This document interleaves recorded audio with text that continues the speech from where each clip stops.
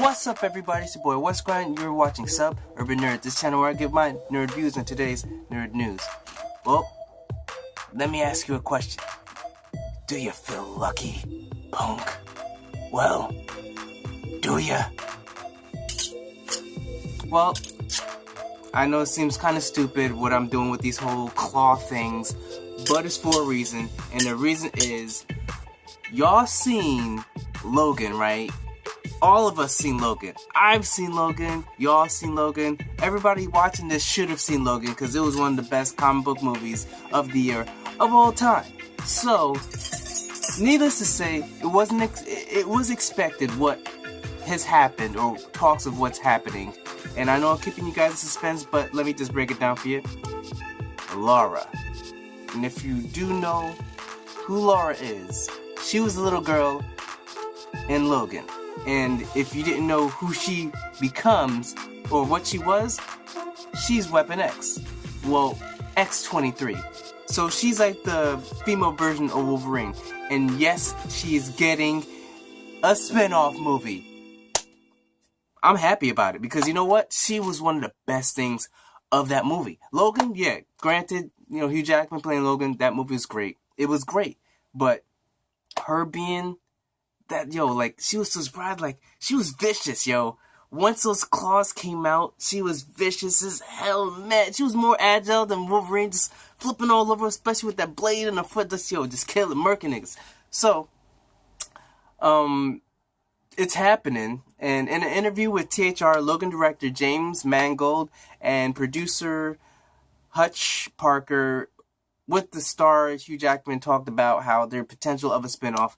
A script is being written, because basically the Hutch Parker, he said basically because of, and the director James Mangold said because of the success of Wonder Woman being a female lead, it has opened the doors for so many superhero females, and Laura is one of them.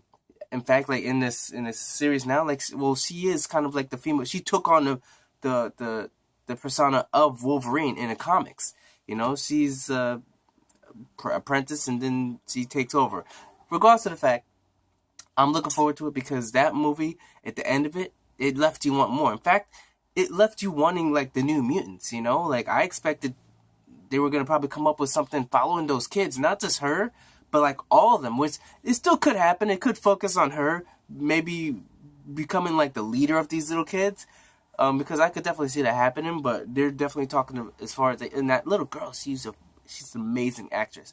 She's so young, but yeah, she was holding her own right next to Hugh Jackman, who's won awards. You know what I'm saying? Like, this girl has the chops, and she's so young. I don't even know her name is Daphne Keene. If you don't know, Google her. Is Daphne Keen. And this girl, I'm gonna keep my eye out for her, because she's just showing, like, just at such a young age, showing promise. Just sort of like how Millie Bobby Brown in Stranger Things is like she's in the new Godzilla movie, and she's being offered like $1 million, and then if she comes back in the sequel, she's getting $3 million. All because, it's because of that nomination. Like in the Oscars, she got a nomination for Stranger Things, which a lot of people think, like, I don't think she should have got one. She was good in it, but as far as nomination for Best Female Actress for the year, I mean, this hard to say, but she was good in it.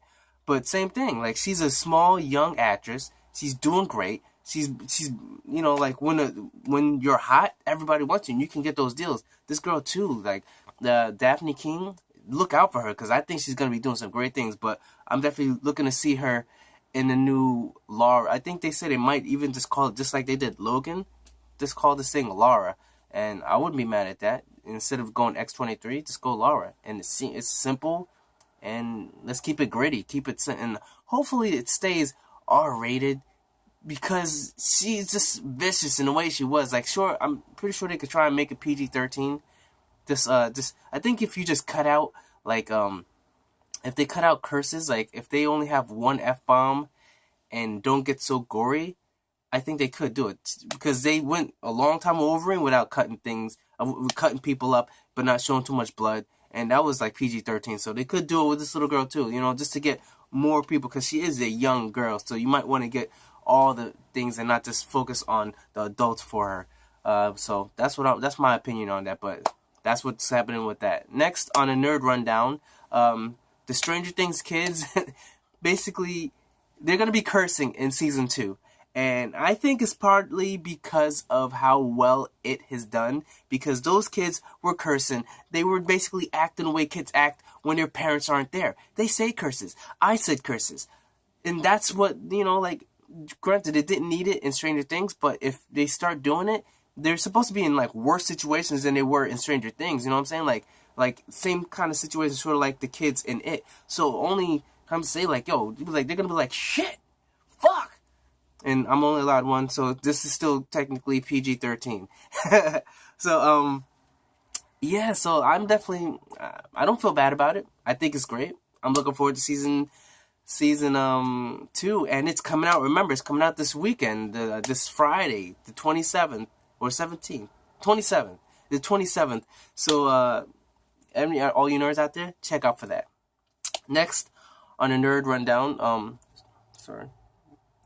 Star Wars: The Last Jedi, Lucasfilm has released behind-the-scenes look via USA Today, and it shows Roan Johnson basically walking around, talking with his actors, and behind the scenes, walking through the sets, talking and meeting up with creatures and characters from the stories, and I'll try and see if I can get a link to the description or whatever.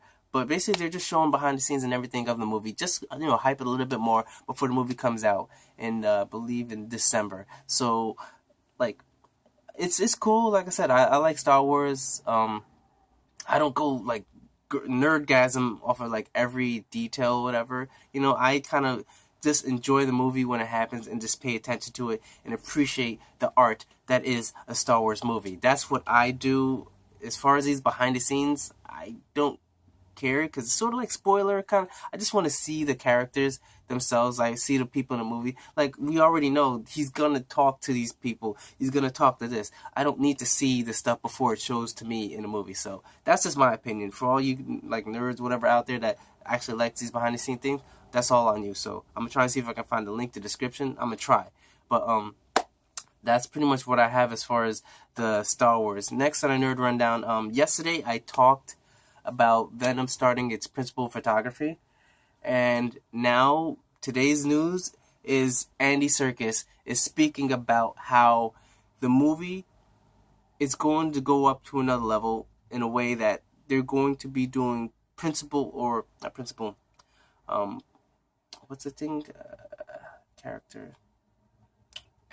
performance. That's what it's called. Because I was going to call it motion capturing, but that's not what they're calling it. Like, motion capturing, those dots all over the things, that, like, it's a little bit more technical than that. This is performance capturing the whole body. What Andy Serkis does, he doesn't just show his face, he goes his emotions, he moves. Like when he's playing Caesar from Planet of the Apes, he's acting, he's grunting, he's walking like an ape, he's performing like an ape. That's why it's performance capturing, not just motion capturing. And they're saying that that's what Tom Hardy is going to be doing for the Venom movie. And Tom Hardy is Venom, so they're going to be basically having him move around like sort of like a symbiote. But pretty much it's not too unexpected, because you know what?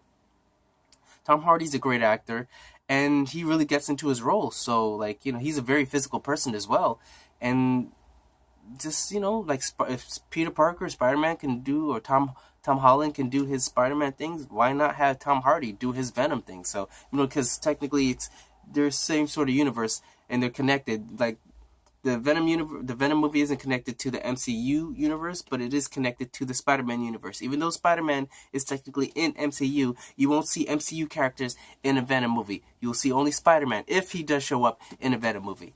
That's how that goes. You're not going to see Venom cross over into the Marvel MCU. So, just to clear things up, that's the way that works.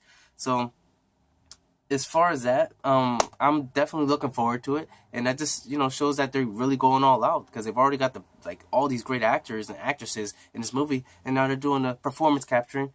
Hey, that's even better. Next on the Nerd Rundown, we've got Variety reports that Captain Marvel director Anna Boden and Ryan Fleck are in talks with Ben Mendelsohn, who, if you guys don't know, he was Krennic in Rogue One. He's to be the villain in the next Captain Marvel movie. Most people, I'm thinking, are thinking he's probably going to be the Skrull leader, because the Skrulls are told to be in this. It's going to be the Skrulls war with the Kree, and then because Carol Danvers, that's pretty much how she gets her powers, from Mr. Marvel, and it's going to be taking place, remember, in I believe the 80s. So it's going to be before the whole MCU began, technically.